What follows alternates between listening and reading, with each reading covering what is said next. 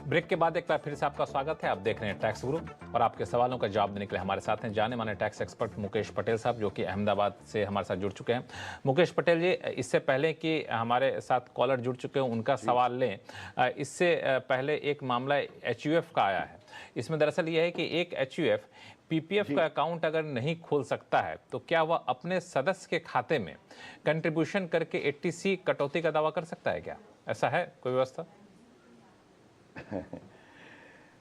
लक्ष्मण जी, ये बहुत ही interesting issue आपने खड़ा किया है एंड थोड़ा सा thinking out of the box करके इसका हम बहुत ही पॉजिटिव एक रिप्लाई और सॉल्यूशन निकाल सकते हैं। देखिए, पीपीएफ की जो स्कीम है उस स्कीम में कई सालों से ये प्रावधान किया गया कि एचयूएफ जो आगे पहले के समय में अपने नाम से वो पीपीएफ का अकाउंट खोल के वो खुद उसमें निवेश करके वो 80C का भी एडवांटेज ले सकता था, पीपीएफ अकाउंट भी रख सकता था। अब एचयूएफ के लिए पीपीएफ स्कीम में पीपीएफ अकाउंट पर निषेध लगाया गया। Now only individuals can open PPF account, minor का भी पीपीएफ अकाउंट हो सकता है। पर इनकम टैक्स एक्ट की जो सेक्शन 80C है उसमें कोई बदलाव किया नहीं गया है।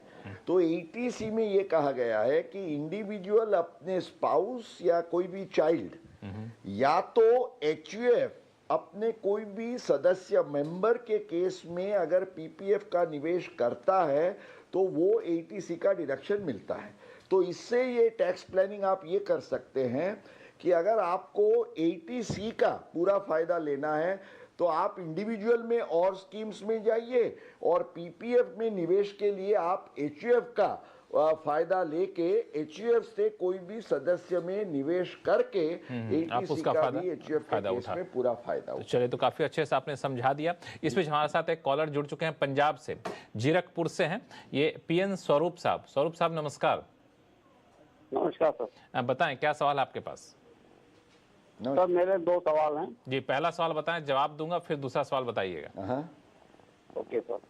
पहला सवाल ये है कि कोई इनकम टैक्स पेयर जिसकी total income 2.5 lakh basic exemption से नीचे है, ठीक है, और उनकी जो इनकम आती है वो bank interest, short term capital gain और लॉन्ग टर्म कैपिटल गेन से है, ठीक है, तो ऐसी स्थिति में अगर सपोज उनका long term capital gain 1 lakh रुपए से ऊपर हो जाता है लेकिन 2.5 लाख से नीचे रहता है, तो क्या उनको इनकम टैक्स रिटर्न फाइल करना मैंडेटरी है या एग्जम्प्टेड है?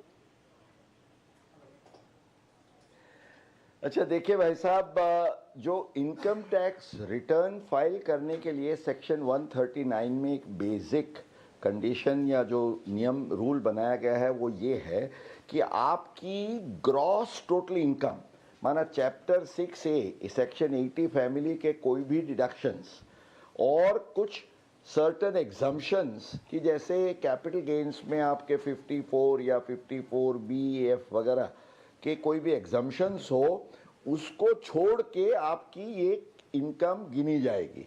अब आपने जैसे बताया कि कैपिटल गेन जो लॉन्ग टर्म का है, आम तौर से लोग समझते हैं कि भी 1 लाख तक मुझे कोई टैक्स नहीं भरना है। सही है, पर ये लिस्टेड इक्विटीज का जो लॉन्ग टर्म गेन जिस पर टैक्स नहीं भरना है उसका प्रावधान 112A में ये है कि जो टैक्स बनता है उस पर आपको छूट मिलेगी। माना ये इनकम जो है वो तो आपकी टोटल इनकम में गिनी जाएगी। तो लॉन्ग टर्म कैपिटल गेन को गिनते हुए अगर 2.5 लाख से ज़्यादा आपकी इनकम हो गई, आपको रिटर्न तो भरना है, टैक्स भरने की गिनती में आप जरूर उसका फायदा ले सकते हैं 112A का। तो I think this should be clear to you. Return भरना है लेकिन आप टैक्स भरने में आप टैक्स छूट का फायदा ले सकते हैं। स्वरूप साहब, दूसरा सवाल आप पूछना चाह रहे थे, क्या है वो? दूसरा सवाल, हाँ, अगर जैसे हम लोग फॉरेन ट्रेवल करते हैं 80D तो के बारे में कुछ मेडिकल इंश्योरेंस की पॉलिसी लेनी होती है, ठीक है, तो क्या उसको 80D में क्लेम डिडक्शन क्लेम किया जा सकता है?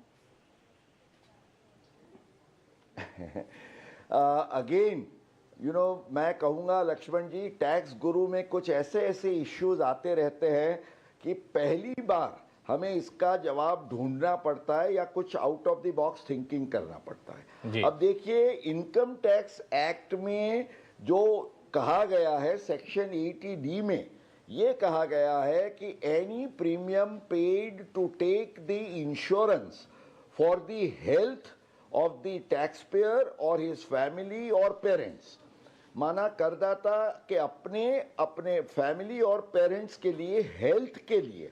अब ये नहीं लिखा गया है कि इसकी हेल्थ इंडिया में ही उसका ख्याल रखना है, या मान लीजिए वो बाहर ट्रैवल करता है उसके लिए भी उसने प्रीमियम भरा है, वो तो नहीं इस लिखा। पर कोई पाबंदी नहीं लगी है। केवल रिस्ट्रिक्शन ये है कि it should be a company which is approved by the insurance regulatory development authority, IRDA से अप्रूव्ड कंपनी होनी चाहिए। तो ये तो होती ही है।